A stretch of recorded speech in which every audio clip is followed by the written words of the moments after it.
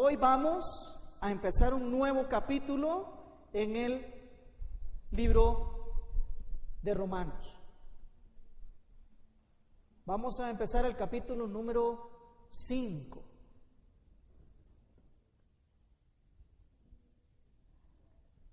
Antes de ir allí, hoy vamos a hablar, el tema que nos trae es justo como el título del capítulo 5, los resultados de haber sido justificado. Porque la pregunta para nosotros hoy sería, ¿y qué con la justificación? Hemos estado insistiendo continuamente, al menos desde el capítulo 3 a esta parte, de que somos declarados justos delante de Dios solamente por la fe puesta en Cristo. Y hemos desterrado aquella idea de que podamos alcanzar justicia nosotros los seres humanos por nuestra propia actividad, por nuestra propia capacidad, por nuestras propias facultades. Ahora bien, el problema con nosotros es que tendemos, en general los seres humanos, a dar menos valor a aquello que sí tiene mucho valor y a darle gran valor a las cosas que en realidad no lo tienen. Y eso lo vemos en todos los ámbitos de la vida. Usualmente cambiamos el valor de las cosas. Y aquellas que son más importantes y aquellas que son trascendentales, aquellas que realmente tienen una incidencia para nuestra vida, usualmente las pasamos por alto. Bueno, la idea es que nosotros aprendamos entonces a dar valor a las cosas que realmente lo tienen. ¿Y qué cosas son las que tienen valor? Son aquellas cosas que permanecen, que son estables, que no cambian, que por toda la eternidad continuarán siendo exactamente de la misma manera. He ahí entonces donde yo quiero llamarle la atención sobre la importancia de que usted sea declarado justo delante de Dios. Y lo vamos a ver a través precisamente del capítulo 5, donde vamos a estar en estudio. Vamos a leer versos del 1 al 5. Justificados pues por la fe, tenemos paz para con Dios, por medio de nuestro Señor Jesucristo, en quien también tenemos entrada por la fe a esta gracia en la cual estamos firmes y nos gloriamos en la esperanza de la gloria de Dios. Y no solo esto, sino que también nos gloriamos en las tribulaciones, sabiendo que la tribulación produce paciencia, y la paciencia prueba, y la prueba esperanza, y la esperanza no avergüenza, porque el amor de Dios ha sido derramado en nuestros corazones por el Espíritu Santo que nos fue dado. Para poder alcanzar la riqueza de este texto, tenemos que hacer una pequeña remembranza de nuestra situación. Como primer aspecto vamos a ver que el justo por la fe tiene paz. Reitero esto, el justo por fe, por la fe en Cristo, tiene paz. Es una declaración del texto, es una verdad que se afirma. Ahora, ¿por qué es tan importante esta verdad? Reitero, vamos a regresar un poco en el entendimiento de lo que hemos venido hablando. Primero vamos a decir que el pecado ciertamente nos pone en enemistad con Dios. Ciertamente el pecado que está alojado en la vida de cada una de las personas le hace ser un enemigo de Dios. Isaías capítulo 59 y versos 1 y 2 dice: He aquí, no se ha acortado la mano de Jehová para salvar, ni se ha agravado su oído para oír. porque el pueblo clamaba a Dios por salvación, pero Dios no respondía. Al punto de que Dios le dice, ni mi mano para salvar, ni mi poder para salvar, se ha cortado, sigue siendo el mismo. Y mi oído tampoco se ha agravado, no tengo problemas de audición, dice Dios. Pero aclara, dice, pero vuestras iniquidades han hecho división entre vosotros y vuestro Dios. ¿Qué les parece? Y vuestros pecados han hecho ocultar de vosotros su rostro para no oír. Hay una realidad. El pecado del ser humano le constituye en enemigo de Dios. Le cierra las posibilidades de que Dios le escuche, de que Dios siquiera tenga algún grado de relación con el ser humano. Y le voy a decir un poco más en esto, claro, sobre la base de un gran entendimiento de que todos hemos pecado, aún nos hemos corrompido. Pero le voy a decir algo más, siempre en Romanos capítulo 1 y el verso 18, yo no sé si usted se acuerda que dice que la ira de Dios se revela contra la injusticia de los hombres, que detienen con injusticia la verdad. Es decir, Dios está airado. No solamente se aleja, sino que se enoja. No solamente el pecado produce que haya división entre Dios y nosotros, sino que nos constituye automáticamente en enemigos de Dios. No solamente que Dios no nos quiere, sino que ahora existe una provocación a enojo a Dios. Esto porque así es todo el ser humano. Daniel nos mencionaba hace unos minutos que desde la concepción en el vientre de nuestra madre, ahí ya venimos con ese ingrediente del pecado. Pero, y aquí es donde viene lo maravilloso y lo importante, Dios ha provisto llamar justos a quienes creen en Jesús. Fue Dios, como nos mencionaba Daniel, el que en su soberanía decretó quiénes han de ser justos, quiénes han de ser salvos. ¿Quiénes?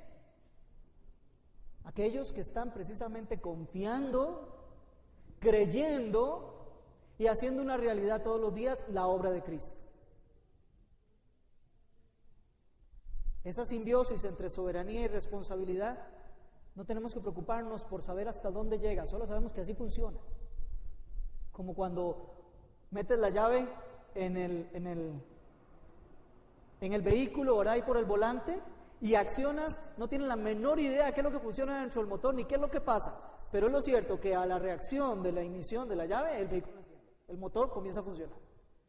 Y yo no tengo que ser ningún conocedor en mecánica ni en nada por el estilo para saber que así funciona.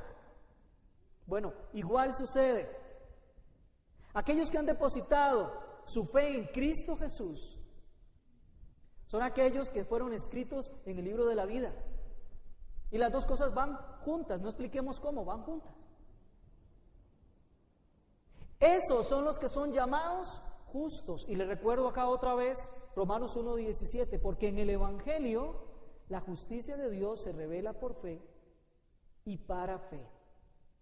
¿No es cierto? Como está escrito, el justo por fe vivirá. Aquellos que no se creen justos a sí mismos, que no confiesan que son justos por lo bueno que son, sino que son justos por la fe en Cristo, esos vivirán. Y eso es una obra de Dios, ¿qué le parece? Esa justificación que Dios hace algo interesante, tiene un resultado interesante para usted y para mí, amado hermano en Cristo. Y eso es que quita la culpabilidad que nosotros teníamos de nuestro pecado. Anula esa culpabilidad. Eleva el alma de la persona completamente del fango cenagoso del pecado a las alturas de la gloria de Dios. Eso hace. Incluso nosotros nos convertimos en justos delante de Dios para mostrar esa justicia a los demás. Somos el testimonio de que Dios es justo. 2 Corintios 5:21 dice: al que no conoció pecado, por nosotros lo hizo pecado, para que nosotros entonces seamos justicia de Dios en él. Pero ahora entremos al pasaje. Ya vimos el previo. Verso 1 dice que justificados pues por la fe, tenemos un resultado directo, claro y específico. Ahora tenemos paz para con Dios. Y esto no es poco. El que ha sido justificado por Dios ya no tiene a Dios de enemigo. Ya no está provocando la ira de Dios. Ya no hace o no provoca que el oído de Dios esté alejado, sino que al contrario, esté cercano a todas y cada una de sus peticiones, a todas y cada una de sus oraciones. Y no solo eso, no nos conformamos solamente con saber que ya no somos enemigos de Dios, sino que ahora tenemos una armonía perfecta con Dios. ¿Qué le parece? Cristo mismo dijo: ya de ahora en adelante no les voy a llamar siervos, sino que les voy a llamar amigos. ¿Qué le parece?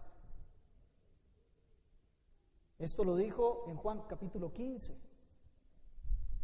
Les dice a sus discípulos: como ustedes ya saben todo lo que viene, cómo funcionan las cosas, ya saben cuál es la voluntad del Padre, se les ha comunicado y tienen un entendimiento claro, de ahora en adelante ya ustedes no son siervos, son amigos.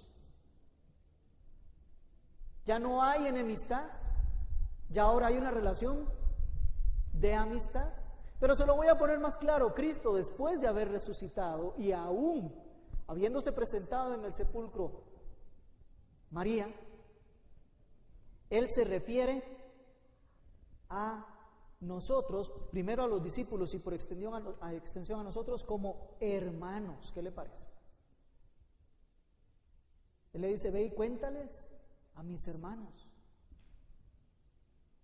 Ya ahora pasamos de enemigos, vea el proceso, a amigos, y después de amigos a hermanos. Eso es una relación íntima, mucho más cercana que la simple amistad. Ya es una relación de familiaridad. Tenemos paz para con Dios. Y vamos a aclarar aquí un poco el concepto de la paz. La paz, como nosotros hoy entendemos, es una ausencia de guerra. Es decir, no hay guerra, estamos en paz. Como en Costa Rica, que dicen que estamos en paz porque no hay guerra. Pero eso no es cierto. Eso no es real. Y mucho menos cuando hablamos de los conceptos bíblicos. Cuando se habla de paz, en el griego, eirene, ¿verdad? No se habla de un concepto de que no estemos peleando. No se habla de eso. Se habla de un concepto en que estemos en completa y perfecta armonía, en un buen entendimiento en todas las cosas. Y si nos vamos todavía al hebreo, el famoso shalom, no es una palabra, es todo un concepto. Es vivir en paz con Dios. Significa que todo lo que yo estoy viviendo, lo estoy viviendo en perfecta armonía con Dios. Entiéndase, aún las cosas difíciles de mi vida, aún las tribulaciones, aún las cosas que más me pueden doler, es porque está produciéndose en relación a esa identidad que tengo con Cristo. Se produce en relación a esa hermosa y perfecta armonía que tengo con Dios, donde Él me llama su hijo, donde me disciplina, donde me da todo lo que yo necesito conforme a sus riquezas en gloria en Cristo Jesús. Es una armonía completa y perfecta que toca todos los ámbitos de mi vida. Mi estabilidad emocional, mi estabilidad financiera, mi estabilidad laboral, mi estabilidad en el hogar. Es una completa y perfecta armonía en todos los sentidos con Dios. Eso envuelve el concepto de paz para con Dios. Ya no hay una intención de ira de parte de Dios. Ya no estoy provocándolo, sino que estoy más bien provocando su amor, su misericordia, su gracia.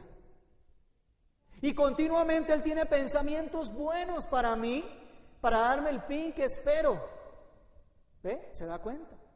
Y continuamente todos los días Dios está alistando las bendiciones para el día siguiente, para que usted las tenga.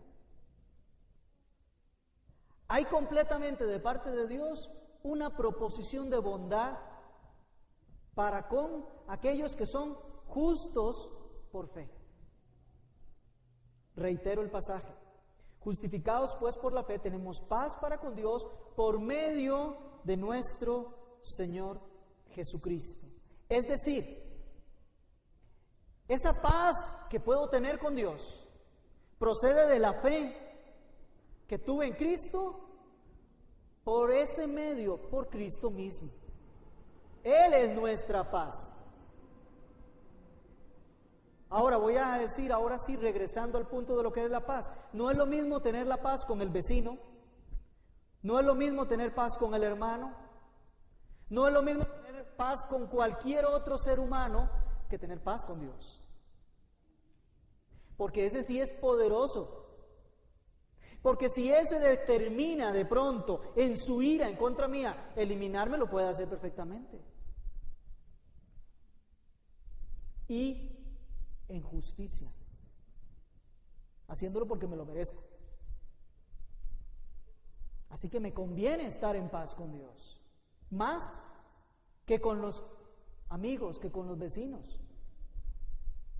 Necesito y requiero esa estabilidad, ese control, esa permanencia, esa consistencia que puedo tener cuando tengo una relación pacífica con Dios. Hay quienes en la historia han contendido con Dios y no les ha ido nada bien. Muy bien.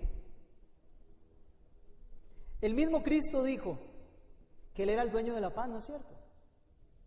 Juan 14, 27, ¿lo recuerdan? La paz os dejo, mi paz os doy, no como el mundo la da, yo os la doy. ¿Sabe cómo da el mundo la paz? Cuando hay un agravio, cuando hay un pecado que usted ha cometido y ha dañado a la otra persona, a lo mucho puede decirle a la otra persona, está bien, vaya en paz, pero ya aquella persona no tiene buenos sentimientos para con usted, porque ya le dañó. De hecho, que entre países, cuando se firman tratados de paz es para que cada uno de los dos comience a armarse mejor para la guerra, ¿no es cierto? Y por eso se habla de la paz armada. ¿No es interesante? Pues no como el mundo da la paz, es como Jesús la da. Es una relación única con el Dios todopoderoso, soberano, el creador de todas las cosas, y el único que tiene en sus manos el futuro de la vida suya, de la vida mía. Esa paz con Él es la que Cristo nos viene a ofrecer. Él es el dueño. Pero no solo es el dueño, es el mediador de la paz. O sea, Él mismo es el dueño y Él es el mismo que provoca que esa paz sea entre Dios y nosotros. ¿No es cierto que se dijo una frase, gloria a Dios en las alturas y en la tierra, paz a los hombres que gozan de su buena voluntad? ¿Qué le parece? Él es el mediador de la paz. Y finalmente, Cristo es el que sostiene esa paz. Mire, esa paz no depende de que usted se sienta bien con Dios. Esa paz no depende de que usted se haya portado bien o se haya portado mal. Esa paz no depende de ningún elemento que esté relacionado directamente con usted, a excepción de la fe en Cristo. Pero esa paz solamente depende del mismo Cristo. Nada más. Él es el que la sostiene. Por eso es que es una paz verdadera, firme, eterna, permanente, constante. Esa buena intención de Dios. El mismo Jesús dijo, estas cosas os he hablado para que en mí tengáis paz, porque en el mundo tendréis aflicción, pero confíen, yo ya vencí al mundo. Por eso Cristo viene y habla antes de decirnos cómo nos va a ir en el mundo, dice, primero, yo les hablo todo esto para que sepan que en mí van a tener paz, así que no importa lo que pase en el mundo, en mí siguen teniendo paz. Esa relación directa la sigue garantizando Cristo. ¿Qué le parece? De tal manera que no puede pensarse en alguien que quiera tener paz con Dios sin mediar Cristo. Y he ahí por qué nosotros continuamente seguimos aludiendo a la obra maravillosa, universal de Cristo. Vamos a leer el verso 2. Dice que por Cristo es que también tenemos entrada a la fe, por la fe, a la gracia en la cual estamos firmes y nos gloriamos en la esperanza. O sea, ya no solamente el gran regalo de ser justos delante de Dios, sino que ese regalo trae consigo además el estar en paz con Dios, sino que además dice que por esa fe que tuvimos tenemos acceso, tenemos entrada a la gracia de Dios. Voy a recordarle otra vez, el pecado le da un acceso directo, una entrada, una puerta abierta a la ira de Dios. Pero la fe en Cristo, el llamarse justo delante de Dios, le abre las puertas de la gracia de Dios. Recordemos que la gracia es un favor inmerecido de Dios. ¿Cuál? No, es que ese favor incluye todo tipo de bendición que Dios tiene para usted, que usted no se merece, que yo no me merezco. Esa entrada a la gracia nosotros la tenemos, primero porque es un estado al que nosotros no podemos alcanzar de ninguna otra manera. Por eso es en Cristo. Porque no hay posibilidad, Dios no dejó la puerta abierta para que haya otra manera de que podamos alcanzar su gracia. No hay. La gracia es en Cristo Jesús. Y no lo hay. Hebreos 4, le quiero recordar, capítulo 15 y 16 dice: porque no tenemos un sumo sacerdote, refiriéndose a Cristo, que no pueda compadecerse de nuestras debilidades, sino uno que fue tentado en todo, pero sin cometer pecado. Acerquémonos pues confiadamente al trono de la gracia. ¿Y para qué?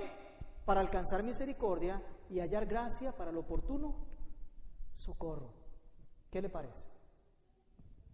Es por Cristo, es por la fe depositada en Cristo que somos llamados justos, tenemos paz con Dios y además podemos ir ante el trono de la gracia donde está Él en su majestad, destilando gracia, y podemos decirle: Señor, necesito socorro, necesito auxilio, necesito de tu gracia, y hay completa y franca entrada. No sé si recuerdan lo que aconteció en el templo con el velo en el momento en que Cristo murió en la cruz del Calvario. Aquel velo que impedía que se entrara al lugar santísimo donde estaba literalmente la presencia de Dios, fue rasgado de arriba hacia abajo. Muy simbólico, porque el Señor siempre es simbólico con nosotros, si no, no entendemos. La gracia viene de Dios hacia nosotros, nosotros no la podemos provocar hacia arriba. Por eso el velo tenía que partirse de arriba hacia abajo. Por eso la misericordia de Dios proviene de arriba hacia abajo, por eso la gracia de Dios es de arriba abajo, y por eso nosotros, los hijos de Dios, tenemos que tener puesta nuestra mirada arriba y no abajo. Porque de eso se trata la vida cristiana, de permanecer en esa gracia. Pero además dice que nos da otra posibilidad. Veamos el verso 2. Nos gloriamos en la esperanza de la gloria de Dios, además de los privilegios que ya hemos visto.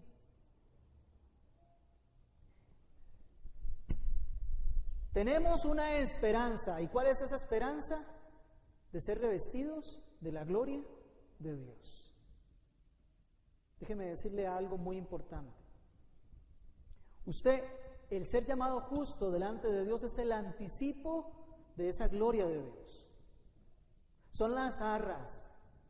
Es la primera porción de su herencia. Pero vendrá un momento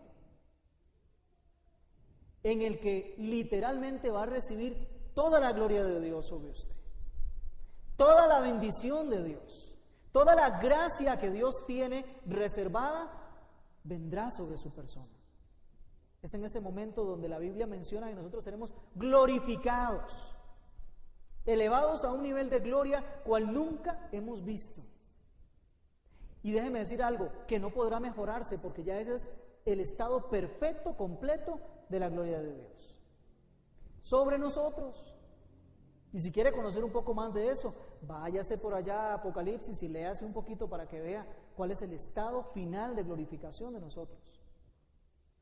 Esa esperanza a la que hemos venido nosotros es una esperanza que se sostiene, se mantiene por haber sido llamados justos en la obra de Cristo. De tal manera entonces que ahora sí yo quiero recordar lo que les decía al principio. Hay cosas que son muy importantes y que tenemos que mantener siempre claramente presente en nuestra memoria. Y eso es que si hemos sido llamados justos, no es poco. Conlleva una serie de bendiciones adicionales, una serie de resultados adicionales que es menester empezar a vivir, a aprovechar, que es necesario comenzar a hacer una realidad.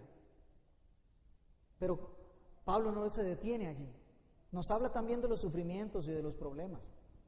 Verso 3, y no solo esto, sino que también nos gloriamos en las tribulaciones. Fíjese usted, nos gloriamos en las tribulaciones, sabiendo que la tribulación produce paciencia y la paciencia prueba y la prueba, otra vez nos regresa al punto anterior, nos produce esperanza. Vea qué interesante, vamos a hablar de esto. La tribulación produce paciencia. ¿Saben qué es la paciencia? Decía mi hermano don Arturo, es la ciencia de la paz, ¿verdad? Ay, que Dios lo tenga bendecido tremendamente, en estado de glorificación. Pero, ¿sabe qué? La paciencia no es la calma, aunque muchas veces lo relacionamos. No es estar en un momento de paz cuando están sucediendo cosas difíciles. Eso no es paciencia. La paciencia tiene que ver no con un momento, con un comportamiento, sino tiene que ver con un estado continuo y permanente de confianza. ¿Qué le parece?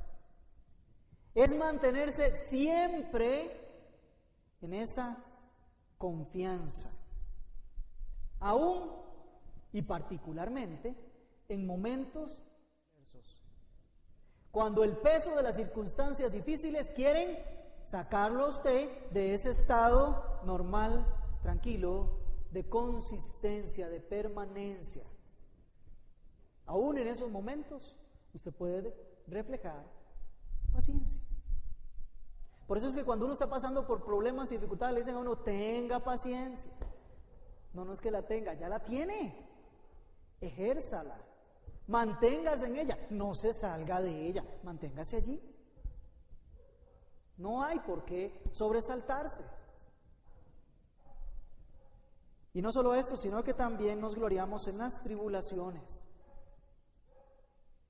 La tribulación en el creyente produce que tenga mayor gloria. ¿Por qué? Porque está reflejando que permanece, que se mantiene, que está ahí, que verdaderamente Dios lo sostiene. Y es por eso que nosotros muchas veces malinterpretamos algunos testimonios y decimos, mire cómo esa persona se mantuvo a través de estas y estas y estas y todavía está ahí. Cuando deberíamos de decir, mire cómo verdaderamente esa persona justa ante Dios ha experimentado el mantenerse en la paciencia, en la paz de Dios. ¿Ve? Que eso es muy diferente. Santiago, capítulo 1, versos 2 y 4 dice, hermanos míos, y parecer aquí un poco contrario a lo que podríamos analizar como lógica. Tened por sumo gozo cuando os halléis en diversas pruebas. ¿Sabe qué dice Santiago? Gócese, alégrese, manténgase en buen estado de ánimo. Dichoso y feliz cuando esté en pruebas. Nosotros generalmente lo hacemos al revés, ¿verdad? Generalmente. Sabiendo que la prueba de vuestra fe produce paciencia. Cuando está siendo probada su fe, va a producir que usted se siga manteniendo en ese estado continuo de confianza en Dios. ¿Ve? Porque para eso es la prueba, para saber si usted está en ese estado o no. Para eso es. Mas tenga la paciencia su obra completa para que seáis perfectos y cabales. Otra forma de decir, para que entonces seáis pacíficos, sin que os falte nada. ¿Por qué no falta nada? Porque enfrentó las pruebas y se mantuvo exactamente en la misma estabilidad. Algunas personas que uno conoce, ¿verdad? Ustedes conocen algunas personas que usted dice, esos siempre están en paz, esos siempre no se alteran por nada. Ahí permanecen. Bueno, de eso se trata, consistencia, mantenerse. La tribulación, voy a decirle algo, las tribulaciones quieren producir impaciencia, eso quieren producir. Para eso vienen, para que usted sea impaciente, para que usted se salga de donde tiene que estar. Pero el creyente, cuando es atribulado, descansa en lo que Daniel nos ha estado hablando el día de hoy, en la soberanía de Dios. Y entonces produce de sí la paciencia. Entonces no importa la provocación a impaciencia, mi resultado, mi fruto, mi producto será, estoy en la paz de Dios, estoy disfrutando de confianza en Él y me mantengo en paciencia. ¿Vemos cómo funciona así? ¿Está siendo claro? Entonces, resumamos hasta acá.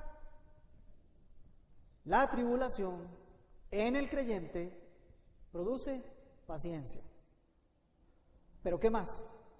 Y la paciencia, dice el verso 4, produce prueba. Ahora voy a aclarar aquí. La paciencia lo que produce es un carácter, una persona aprobada. ¿Me doy a entender? Cuando dice produce prueba, no es que la paciencia trae pruebas, no. Porque no es así, sino que cuando se ha ejercitado la paciencia, esa persona ha demostrado, ha probado ser una persona justa delante de Dios.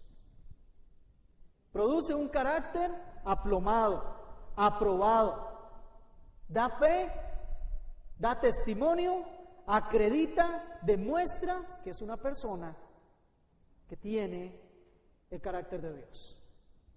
¿No es cierto que es fruto del Espíritu Santo? Paz, paciencia, benignidad, bondad, mansedumbre, templanza y demás. Primera de Pedro 1:20 dice, pues ¿qué gloria es si pecando sois abofeteados? Ahí no hay nada. Si usted cometió pecado y le están dando su paga, no tiene ninguna gloria. Mas si haciendo lo bueno sufrís y soportáis, ciertamente eres aprobado delante de Dios. ¿Qué le parece? Haciendo lo que es bueno y agradable delante de Dios, aún así, sufres, pero lo soportas y te mantienes. ¿Qué significa? Que estás siendo aprobado de parte de Dios.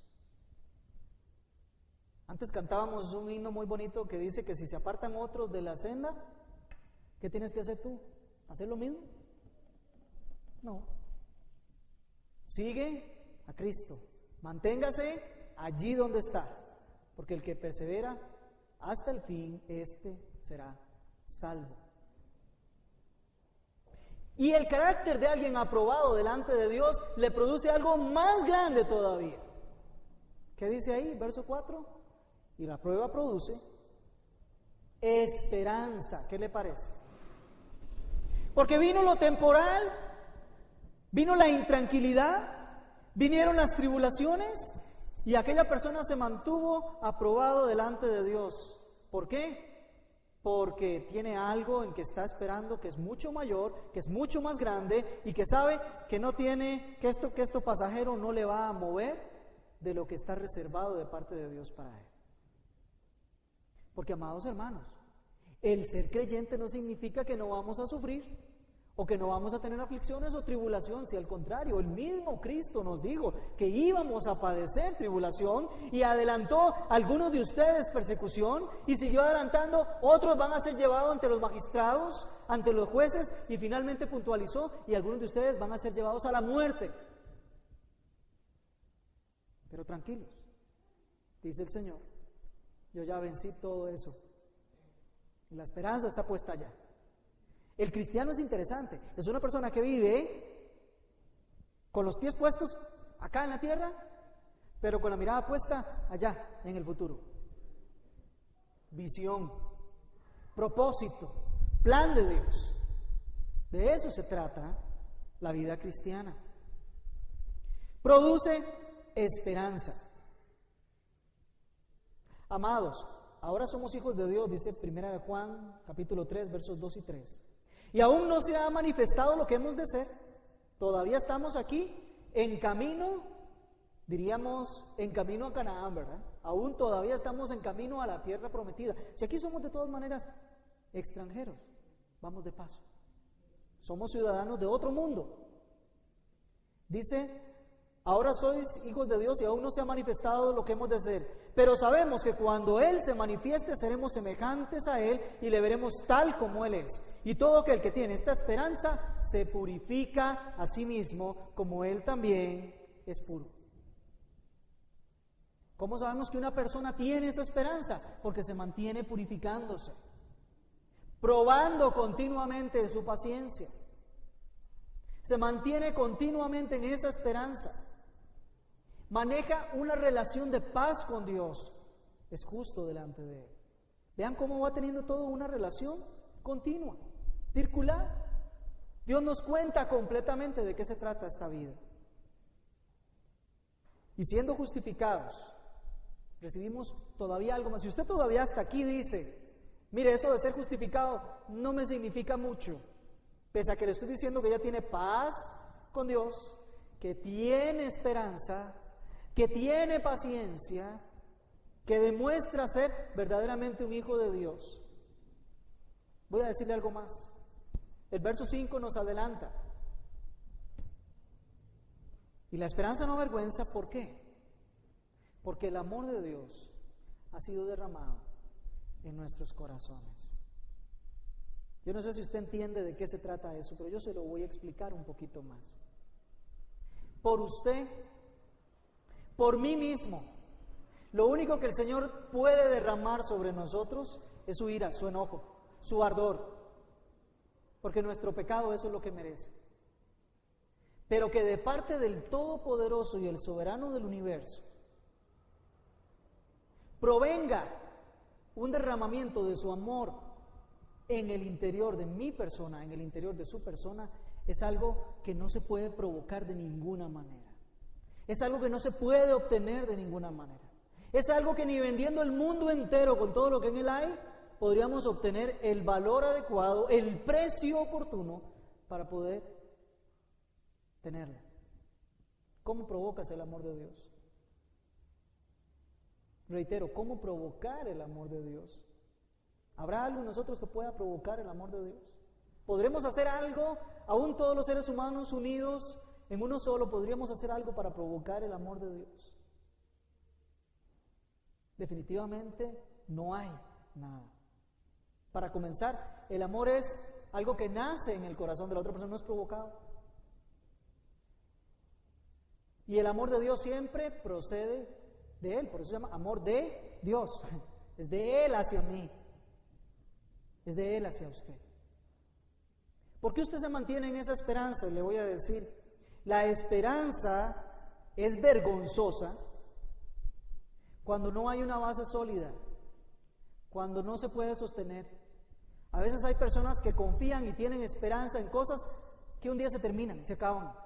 Esperan o tienen confianza o tienen la esperanza puesta en su trabajo, es un día, se acaba. Tienen la esperanza puesta en su dinero, es un día, se acaba. Tienen la esperanza puesta en sus propias habilidades, hermanos, es un día, también se acaba. Tienen la esperanza puesta en sus papás, eso es un día, también se acaban. O en sus hijos, eso también sí acaba. En los políticos, todavía menos. Eso ya, más bien esos ya están acabados. Pero el punto al que voy es, la esperanza es vergonzosa si usted está esperando en algo que no se mantiene, que no es permanente, que cambia constantemente. Pero si usted tiene una esperanza en algo que es firme, que se mantiene, que nadie lo quita de ahí, que no se puede modificar, entonces su esperanza es una esperanza válida. Es una esperanza que tiene fundamento. Es una esperanza que nadie puede quitar de allí. Y vea lo que dice, y la esperanza no avergüenza. Porque además de todo, tras de que esperamos en una base sólida, tenemos un adelanto, ¿qué le parece?, de nuestra esperanza. Es que yo tengo la esperanza de que un día Dios venga por mí, me santifique por completo y me glorifique. Sí, yo le digo, bueno, hermano, ¿y qué tiene usted? ¿Cómo va a hacer para eso? ¿Qué hay? ¿Qué tiene así como adelanto? Y fíjese, el texto nos dice que el amor de Dios fue derramado en nuestros corazones por el Espíritu Santo que nos fue dado. O sea, ya me dieron algo en adelanto de lo que me van a dar después. ¿Y qué fue eso? El Espíritu Santo. Y el Espíritu Santo conlleva todo el amor de Dios para mí. ¿Qué le parece? Ya el Espíritu Santo reposa sobre los hijos de Dios. Y aquí tal vez pretendiendo responder una pregunta que Daniel hizo temprano. ¿Cómo sabemos que somos hijos de Dios? La Biblia dice claramente que el Espíritu Santo da testimonio a nuestro espíritu de que somos hijos de Dios. El único que le puede asegurar a usted que usted es un hijo de Dios es el Espíritu de Dios que viva en usted. Dicho de otra manera, si usted no tiene el Espíritu de Dios, bórrese usted mismo de la lista que creía que estaba, porque no está. Así que es tiempo de empezar por el principio, ¿no le parece? Eso dice Romanos capítulo 8, versos 14 al 16. Todos los que son guiados por el Espíritu de Dios, estos son hijos de Dios. Pues no habéis recibido el espíritu de esclavitud para estar otra vez en temor, sino el espíritu de adopción por el cual clamamos, Abba Padre. Y el Espíritu da testimonio a nuestro espíritu de que somos hijos. Mirad cuál amor nos ha dado el Padre, que seamos llamados hijos de Dios. Dice Juan, capítulo 1, primera de Juan, capítulo 3. Y dice que el Espíritu Santo nos fue dado. Y aquí voy a aclarar otro aspecto importante. ¿Quién puede dar el Espíritu Santo? Seamos prácticos, ¿verdad? ¿Quién lo da? ¿Quién lo da? A ver, fuerte. Dios. ¿Por qué solo lo puede dar Dios? Porque Dios mismo. No hay predicador en el mundo que pueda darle a usted el Espíritu Santo. Y lo digo con firmeza. Y lo digo con pertinencia. Que hoy en día hay algunos por ahí que andan impartiendo el Espíritu Santo. Por eso se lo aclaro. El único que le puede hacer partícipe del Espíritu Santo es Dios. No hay predicador sobre la tierra que lo pueda hacer. El único predicador sobre la tierra que lo puede hacer es Cristo. Pero después de ahí no hay quien lo haga. Y como usted recibió el Espíritu Santo y como usted tiene testimonio de que es hijo de Dios, hermano, manténgase en esa esperanza, porque ese es el resultado de haber sido llamado justo delante de Dios. Para concluir, siendo justificado por la fe en Cristo, has recibido una inmensa gracia, porque tienes paz para con Dios, acceso a la gracia, una esperanza sobre la cual te mantienes, y además ya Dios previó todas las tribulaciones para que todas ellas redunden para gloria tuya. Todas las cosas ayudan a bien. Entonces la pregunta es, ¿acaso no es eso suficiente motivo para que alabes a Dios? ¿Para que le des gloria a Dios? ¿Acaso no es suficiente eso para vivir en todo momento agradecido con Él? El amor de Dios ha sido derramado en tu corazón por el Espíritu Santo y esa es la garantía de que la gloria de Dios vendrá sobre ti. ¿No será eso un motivo suficiente para purificarse todos los días? Para caminar en ruta hacia lo que Dios quiere. Ahora, si todavía no has puesto tu fe en la obra de Cristo en la cruz del Calvario, ¿no será ya tiempo de irlo haciendo? Digo, recordando que la ira de Dios está sobre ti.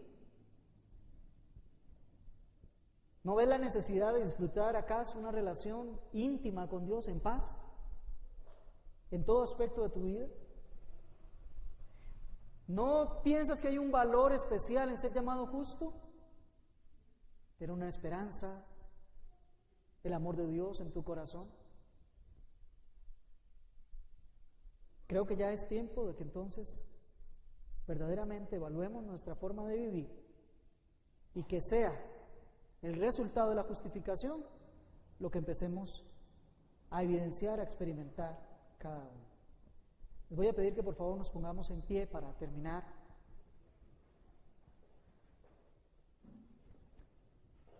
Con una oración,